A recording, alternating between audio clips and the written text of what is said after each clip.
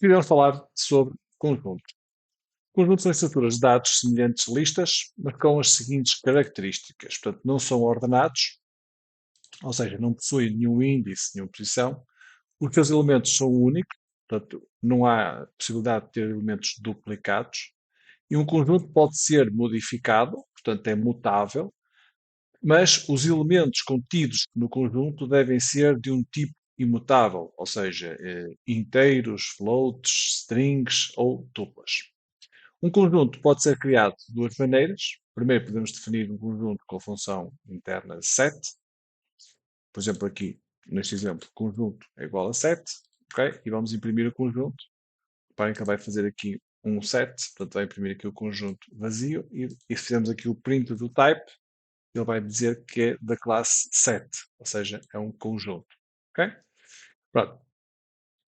Tem aqui uma nota que é a variável, ou seja, o set do iter, a variável que vamos aqui ter, o argumento do iter tem de ser do tipo iterado. Ok? Alternativamente, o conjunto também pode ser definido com chavetas, ok? Mas não pode ser vazio, isto é, eu não posso criar aqui, por exemplo, este conjunto vazio. Ok? Porquê? Porque se fizer um conjunto vazio, o Python interpreta isto como se fosse um dicionário. Ok?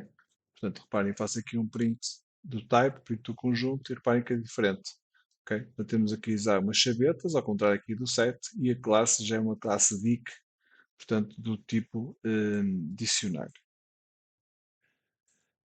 Nós tivemos aqui elementos dentro da chaveta, portanto, como não pode estar vazio, porque senão é um tipo de dicionário, então se pusermos elementos, aí sim, aí já podemos então construir desta forma. Temos aqui, vamos imprimir só o tamanho do conjunto. O conjunto, como nós vimos aqui em cima, como disse em cima, não pode conter elementos duplicados, portanto, se eu executar aqui o tamanho dos elementos, ele dá-me 5, porque são os elementos que são únicos. Portanto, eu posso fazer aqui o print do conjunto, cá está. Portanto, 1, 2, 3, 4, 5 é o meu conjunto. Ok? Se fizer o classe, o print do type do conjunto, então ele diz-me que é do tipo, uma classe do tipo conjunto. Portanto, como podemos ver, o conjunto não pode conter elementos repetidos. Ok? Podemos criar um conjunto através de outras estruturas de dados. Podemos também criar um conjunto, por exemplo, com a função set a partir de uma lista. Temos aqui uma lista. Ok? E eu posso fazer então, reparem, o conjunto vai ser igual a um set. Portanto, isto é muito à semelhança daquilo que nós vimos com listas, por exemplo. Ok? E com o tipo, por exemplo, com as tuplas também. Podemos fazer isso. Utilizar a função. Ok? E agora posso fazer aqui então o print. Reparem, eu vou aqui executar o código. Portanto, esta lista que tinha vários elementos, reparem, agora só tem 5 e é do tipo set, portanto, do tipo conjunto. Isto é muito útil para quando nós queremos transformar uma lista num conjunto. Aqui o objeto, quando o conjunto é definido desta maneira, por exemplo, x igual e vários objetos, cada objeto torna-se um elemento distinto do conjunto, mesmo que seja um iterável. Portanto, como eu disse em cima, conjuntos só aceitam dados do tipo imutável. Temos aqui, por exemplo, o exemplo com imutáveis são os números, não é? Os inteiros, os floats, como eu disse, as strings e as tuplas. Temos aqui um exemplo. Por exemplo, um conjunto é igual, temos aqui vários números, uma string, os floats e uma tupla. Vamos fazer aqui o print do conjunto. Ok? Cá está ele. Portanto, 1, 2, o Python, os números floats e o 10.2 e a minha tupla. Ok? Depois temos aqui o type do conjunto. Podemos imprimir aqui o type do conjunto, cá está, é de classe type. Ok? Pomos aqui também um exemplo com booleanos. Vamos aqui só, exemplo com booleanos. Os booleanos são imutáveis, mas o resultado aqui depende muito do número de elementos que temos aqui. Temos aqui vários exemplos para percebermos aqui. Por exemplo, se eu tenho aqui um conjunto com falso, reparem, ele dá aqui o falso, ok? Se fizer aqui com true, portanto, dá-me false, dá-me true. Okay? Se fizer aqui um conjunto igual a false e true, isso é o print do conjunto. Cá está, false e true. Se juntarmos um ou dois com outro objeto tipo string, reparem, temos aqui, vou aqui fazer aqui o print disto, ok? Portanto, reparem, dá falso e Python, ok? Deixa-me só fazer aqui isto. Se fizer aqui true e Python, cá está, Python e true, a ordem é sempre a ordem dos conjuntos, o print é sempre aleatório, portanto não existe ordem, ok? Temos aqui agora, por exemplo, false Python e true, ok? Portanto, false, true e Python, ok? Agora, se juntarmos aqui um ou dois com algum outro, se juntarmos um ou dois com algum outro objeto numérico, já é diferente. Se o valor for um, pois este um é entendido então como true, ok? Portanto, temos aqui, por exemplo, o true e o 10, ok? Temos aqui o false e o 10, ok? Agora temos aqui o false 10 e true, ok? Temos aqui o falso 1 e true, ok? Reparem que agora aqui já aparece aqui esta curiosidade, ok? Portanto, só para perceberem aqui, executar aqui o código, reparem que o true aqui já praticamente já desaparece, ok? O elemento, porque ele entende o 1 como true, ok? Se fizer, isto é só algumas curiosidades, por exemplo, o 1, como true, ele aparece o 1, portanto o 1 é absorvido, ok? Mas se fizer com o falso, ele já aparece o 1 e o falso, ok? Temos aqui com as listas, temos de ter cuidado aqui com as listas, ok? Por causa das listas não serem, serem do tipo unhashable, portanto não permite fazer o hashable das listas, ok? Reparem aqui. Portanto, eu tenho aqui vários números, depois tenho aqui uma string, tenho aqui um float e tenho aqui uma lista, ok? Pronto, e ele dá-me aqui então um erro a dizer uh, unhashable type list, ok? Portanto, aquilo que nós não podemos ter, então, elementos desta estrutura de dados aqui, ou seja, que são mutáveis no nosso conjunto. Condicionários é igual, ok? Portanto, vamos fazer aqui, agora temos aqui um dicionário. Dicionários são estruturas que vamos ver a seguir, são estruturas que contêm uma chave e um respectivo valor correspondente a essa chave. Executamos aqui, vamos só, portanto, com as listas vimos o erro e agora com os dicionários é igual. Portanto, é do tipo unhashable. Ok? Pronto, um objeto hashable, aliás, é aquele que possui definido uma função hash, ou seja, é um método especial, que é o método hash, uma função que recebe o objeto e retorna o valor inteiro correspondente àquele objeto. Portanto, é como se fosse um mapeamento do objeto, ou seja, há uma chave e depois há um valor correspondente a essa chave. O Python tem a função hash que retorna o valor hash, se possível, do objeto, ou seja, se o objeto for hashable. Okay? Temos aqui, por exemplo, um inteiro, um número inteiro, temos uma string, temos uma float e temos uma tupla. E agora vamos ver para cada um destes elementos, então, o valor hash, então, do inteiro, da string, do float e da tupla. Já está, nos inteiros, a próprio inteiro. Ok, depois temos aqui uma série de números, portanto, que é o valor hash destes elementos. Portanto, o hash retorna o valor hash apenas para objetos imutáveis, que são os que nós vimos aqui em cima. Portanto, pode ser usado como indicador para verificar se o objeto é ou não mutável. Ok? Ou se é imutável. Temos aqui uma lista, por exemplo, aqui no caso da lista, reparem que se eu fizer aqui o valor hash da lista, reparem que já me dá aqui um erro. Portanto, ele já me diz que a lista é do tipo unhashable. Okay? Quando criamos um conjunto, não podemos criá-lo atribuindo valores inteiros ou reais dentro de parênteses. Okay? Portanto, se fizermos aqui um conjunto, ele dá erro. Okay? Então, se aqui o código, ele diz que o objeto inteiro não é iterável. Portanto, eu se quiser ultrapassar esta limitação, o que eu faço então é recorrer a uma lista, ok? Portanto, com valores e adiciono essa lista e transformo essa lista portanto, um, num conjunto. Ok? Portanto, fazer aqui o print só do conjunto, da lista. Ok? Portanto, aqui reparem. Portanto, eu já tenho aqui o meu conjunto, ok? E depois tenho aqui a minha lista. Portanto, aqui é do tipo conjunto, aqui é do tipo lista. Portanto, é uma forma de ultrapassar. Podemos também adicionar com sets, ou seja, aliás, com tuplas. Portanto, podemos construir o set através de uma tupla, que é o que temos aqui. Obviamente, com tuplas, obviamente com sets, já sabemos então que não vai conter os tais números repetidos. Portanto, é preciso ter cuidado com isso. Conjuntos não permitem números repetidos. Ok? Podemos também fazer com strings, portanto, podemos converter também aqui com strings, só que a interação com strings, ele faz sempre caractere a caractere, como já vimos. Portanto, reparem que ele aqui faz, digamos, a divisão da palavra por cada um dos caracteres. Ok? Se estiver repetidos, eles são eliminados, obviamente.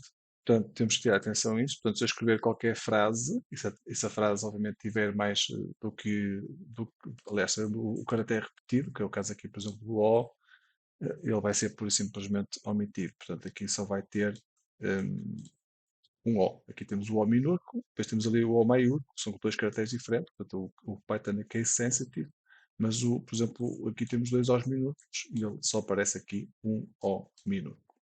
Ok?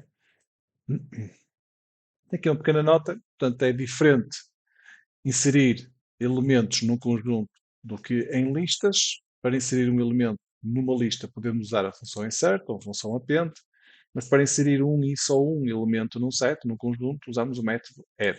Okay? Portanto, esta diferença existe porque numa lista nós temos um controle da posição dos elementos. Ou seja, nós temos o insert, por exemplo, que permite inserir um elemento numa posição específica da lista, e temos o append, que adiciona um elemento no final da lista. Mas no conjunto nós não temos esse controle sobre a ordem na qual os elementos são armazenados. Portanto, a única garantia que temos é que os elementos duplicados não serão inseridos. Além disso, ao percorrer uma lista, sabemos que os elementos serão percorridos na ordem em que foram inseridos, mas num conjunto não temos esse controle. Portanto, se quisermos adicionar um elemento, usamos o método add. Okay? E o add só adiciona um e só um elemento cada vez. Temos aqui um exemplo. Eu defino aqui um conjunto, faço o print do conjunto, repare, o conjunto está vazio. Okay? Ali o set está vazio. E agora posso adicionar, por exemplo, então, o número 2. Okay? Faço aqui o print, reparem, ele dá-me ali 2. Adiciono 3. Okay? Ele faz um conjunto 3, 2 e 3. Okay? Contudo, se adicionarmos novamente o 2, reparem que o conjunto só vai conter os que já tinha. Porquê? Porque o 2 já lá está. Portanto, e como não tem números repetidos, por isso não é possível adicionar novamente o número 2. Okay? Vamos agora ver o método update. O método update, então, se quisermos inserir vários elementos num conjunto, usamos o método update, mas só pode ser um iterável, ou seja, uma lista, uma string, um conjunto ou um dicionário. Okay? Por exemplo, se for aqui, por exemplo, um inteiro, okay? Reparem que ele dá aqui um erro. Vou só pôr aqui o conjunto 7, definir o conjunto, senão ele dá aqui um erro. Reparem que eu faço aqui, então ele diz que o objeto int não é iterável. Okay? Pronto, preciso ter cuidado com isso, só esse pequeno pormenor. Podemos iterar aqui, portanto, podemos adicionar, portanto, fazer o update através de uma lista. Portanto, podemos obviamente fazer isto, como vimos aqui. Portanto, ele já adiciona o valor. Vou só por aqui o comentário. Portanto, ele agora vai adicionar, reparem, o 3, o 4 e o 5. Por exemplo, através de uma lista. Podemos também adicionar através de uma tupla, por exemplo.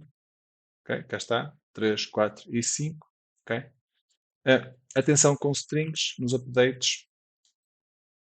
Depois também inclui vírgulas e espaços. Ok? Portanto, nós aqui, se estivermos aqui a ver uma string, este espaço também vai ser acrescentado. Portanto, e reparem que eu ao fazer aqui o update desta string, ele acrescentou-me aqui, por exemplo, o caractere espaço. Ok? A seguir ao 5. Está a ver? Portanto, isto é para perceberem, e também a vírgula que está aqui. Obviamente que só aparece uma vírgula porque não permite caracteres repetidos. Ok? Podemos usar o update também para atualizar um conjunto com base em outros conjuntos, em outras estruturas, por exemplo, listas, por exemplo. Ok? Temos aqui, reparem, três conjuntos. O A é um conjunto, o B é outro conjunto, o C é uma lista. Ok? E então o que é que vamos fazer? Vamos utilizar o update, portanto, vamos fazer o update da lista B com a lista C. Ok? Portanto, e vai utilizar o B e o C para fazer o update ao A. Ok? Depois vamos fazer então a união e vamos imprimir o A. Portanto, vamos aqui só fazer então isto. Portanto, vamos só tirar aqui esta parte que está aqui a comentário. Ok? Eu vou pôr aqui só isto aqui, que isto estava assim. Portanto, e vamos então fazer o update então do B e do C. Ok? E vamos executar. Vamos fazer aqui só o print do A, que é para visualizarmos como é que ficou o A depois de fazer o update com o B e com o C. Ok, cá está. Portanto, o A tinha os elementos ímpares 0, 0, tinha o 0 e depois 1, 3, 5, 7 e 9. Ok, ficou com o 2, o 4, o 6 e o 8. Reparem, portanto, o 0 não está repetido. E depois ficou também com o string Python e com o número 11. Ok? Depois podemos também fazer, por exemplo, a união. Isto vamos ver depois mais para a frente, quando estivermos a trabalhar com os conjuntos, com os operadores de conjuntos, a união, interseção, etc. Nós podemos fazer aqui a união também. Por exemplo, a união é a união de A, de B, do 7 do C, por exemplo, e fazemos o print da união. Ok? Reparem que o resultado é o mesmo. Ok? Depois, é igual fazer com B, com C dá erro porque o método não existe em listas, obviamente. Portanto, podemos fazer com A, com B ou B e A. Portanto, é igual. Ok? Podemos fazer, por exemplo, tal e qual como está aqui. Por exemplo, B update da A e C. E fazemos aqui também o print do B. Ok? Cá está. Portanto, é igual. Portanto, o processo é sempre o mesmo. Ok? Se fizermos, obviamente, o que estava aqui a fazer, se eu fizer C.update, reparem que este C.update, este método update não existe no C. O C é uma estrutura do tipo lista. Portanto, e a lista não tem este método. Portanto, se eu executar aqui este código, ele vai me dar aqui um erro, porque diz que o objeto, o atributo update não está no objeto lista. Ok? Portanto, é importante ver isto. Podemos também fazer, então, podemos fazer também, então, o update com os dicionários. Temos aqui, isto é o mesmo exercício, ok? Temos aqui, a única diferença é que, para além dos dois conjuntos, temos aqui um dicionário. O dicionário também é de chavetas. Portanto, temos aqui então o A.update B com C, ok? Vamos fazer isto por partes, só para vermos cada um em detalhe. Portanto, vai fazer o update de B com C, vai buscar aqui no C, vai buscar aqui a chave, vamos aqui verificar. Portanto, ele não vai, a atualização é feita com a chave. A chave é o que está do lado esquerdo, ok? Portanto, isto é sempre chave-valor, o dicionário é chave-valor. Na estrutura de dados que vamos abordar vai ser precisamente dicionários, portanto, e vamos verificar isto aqui. E podemos também fazer, reparem que podemos fazer o update da VC se eu quiser os valores. Portanto, e aqui neste caso, eu vou fazer isso que está aqui, reparem, e ele aqui vai-me dar os valores, com os values. Portanto, vai buscar também o valor para além da chave. Ok? Portanto, se eu usar aqui o código, reparem que ele aqui vai buscar o valor. Ok? Pronto, ou seja, ele vai buscar o valor aqui, inerente aqui ao dicionário. Ok? Posso também buscar o par chave-valor, ou seja, se eu quiser fazer chave-valor, e se eu quiser ter as duas coisas, isto chama-se items. Portanto, estes items que nós vimos, o values, items e values, são dois métodos que aplicamos em dicionários. Vamos ver depois em dicionários. Portanto, só para perceberem que podemos utilizar, então, reparem que aqui o meu dicionário vai ser atualizado, vai ser o update, com o par chave e valor do meu dicionário. Ok? E retorna uma tupla, como estão a ver. Vamos agora ver com tuplas. Portanto, com tuplas, vamos só comentar aqui isto. Ok? Temos o mesmo exercício, portanto, a única diferença é que aqui o nosso C vai ser uma tupla. Ok? Portanto, vamos comentar aqui esta parte. Vamos só fazer primeiro então o update do A com o B e com o C. Portanto, ele atualiza todos os dados, portanto, inteiros, floats, strings ou tuplas. Ok? E vamos fazer o print. Portanto, vamos aqui, isso está aqui o código. Cá está, portanto ele faz os números todos, cá está, ok? Portanto temos aqui, temos aqui o nome, temos aqui o float, ok? E depois temos aqui a tupla. Portanto, vai fazer tudo, ok? Reparem numa coisa, que diz aqui, se forem bool, eles são ignorados. Tem a ver com aquela questão lá de cima que nós vimos, portanto, quando existe booleanos, portanto, e vamos aqui ver neste exercício, ok? Portanto, eu vou só tirar aqui este e vou pôr aqui agora o C. Reparem que agora o C tem aqui um valor booleano e vou fazer então o update do A com o B e com o C. E vou fazer o print então do resultado final. E vamos aqui executar. E então reparemos que na atualização o valor que estava aqui, o valor booleano, por isso simplesmente não aparece. Ok? Preciso ter esta atenção. Se for uma lista numa tupla, dá erro. O que é que nós vimos já? Então, por causa de ser mutável. Ok? Portanto, isto tem a ver com isto. Portanto, agora executamos aqui o código e reparem que ele diz a hashable type, que é a lista. Ok? Já tínhamos visto em cima este erro aqui. Ok? Portanto, são formas de fazer o update. Existe também o método intersection update, que remove os itens que não estão presentes em todos os conjuntos. Este intersection update é diferente do método intersection, que vamos ver depois mais para a frente. Depois o intersection retorna um novo conjunto sem os itens indesejados e o intersection update remove os itens indesejados do conjunto original. E temos aqui um exemplo para percebermos. Por exemplo, temos aqui o conjunto A, temos aqui o conjunto B e temos o A intersection update então com o B. Portanto, ele vai fazer o print do A, portanto, vai devolver os itens comuns ao conjunto. Okay? Portanto, executamos aqui o código. Quais são os elementos comuns ao conjunto? É o zero. Okay? Depois vamos fazer um vídeo só sobre praticamente estes métodos que podemos fazer no conjunto. Okay? Podemos também criar ou inserir através de uma lista tupla de dicionários ou strings existentes, tal e qual como nós vimos aqui, por exemplo. Ok? E podemos utilizar aqui, fazer, por exemplo, números distintos é igual a 7, ok? E depois fazer, por exemplo, aqui, adicionar, utilizar, por exemplo, um ciclo for para fazer a iteração da nossa variável, neste caso aqui o objeto é uma lista, ok? E vamos fazer então, vamos buscar os inters e vamos adicionar, então, utilizando o método add, adicionar cada um destes itens ao nosso conjunto. Ok? Então, estamos aqui, está aqui o código. E reparem que então temos a nossa lista com os números e depois fazemos a iteração, utilizando o ciclo for, a iteração da nossa lista, ok? E vamos adicionando com o método head ao nosso conjunto cada um dos elementos. E depois aqui fazemos os prints com a lista original, portanto a lista de números, e com os números distintos, que é o conjunto. E se vocês repararem, obviamente que os repetidos não estão presentes no conjunto. Ok? Temos uma forma otimizada de fazer isso, obviamente, ok? Que basicamente é utilizar o set, portanto não precisamos fazer o ciclo for, portanto basta fazer set de números e obviamente que o resultado é o mesmo, ok? Portanto obtemos o conjunto, ok? Com os elementos únicos, ok?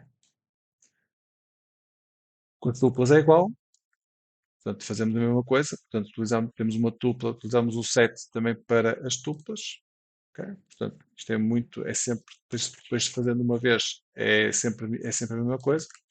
E com os dicionários,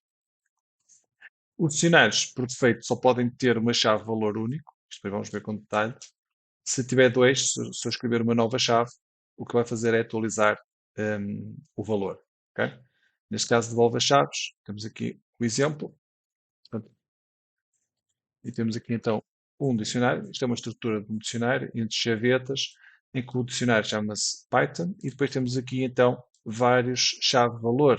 Portanto, temos aqui o nome que tem o valor Python, um tipo, por exemplo, linguagem de programação, uma data que tem aqui um valor. Portanto, isto do lado esquerdo é a chave, depois temos os pontos e depois temos o valor respectivo desta chave. Okay?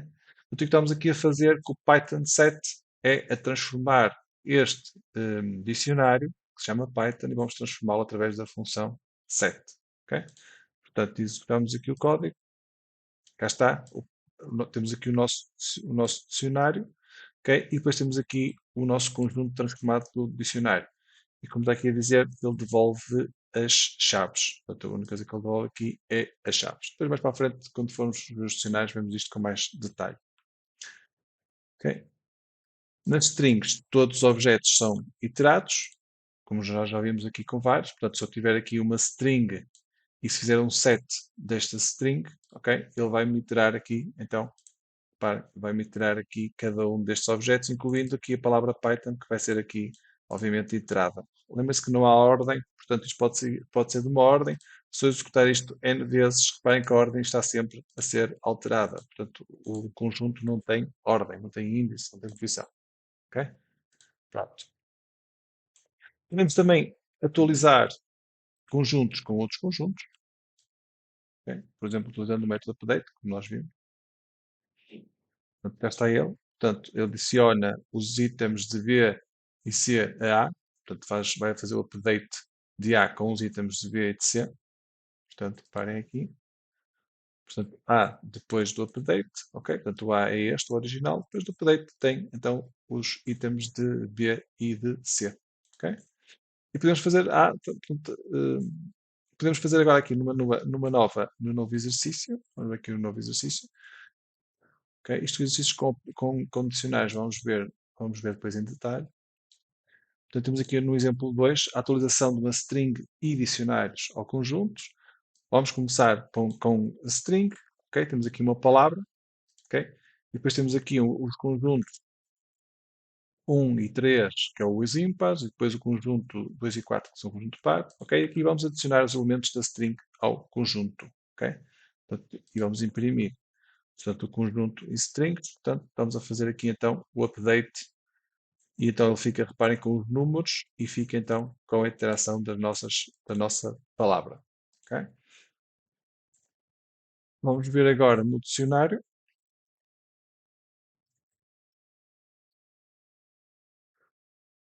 Portanto, temos aqui um dicionário. Ok? O dicionário tanto pode estar assim como pode estar com este aspecto. Portanto, isto é indiferente. Não é necessário, se vocês virem que se preferem esta visualização, é irrelevante. Ok?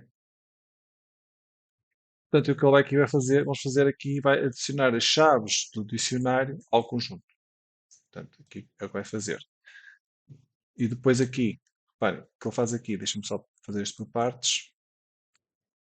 Ele faz aqui, então adiciona, portanto aqui, deixem-me só ver porque é que ele está aqui a dar o erro.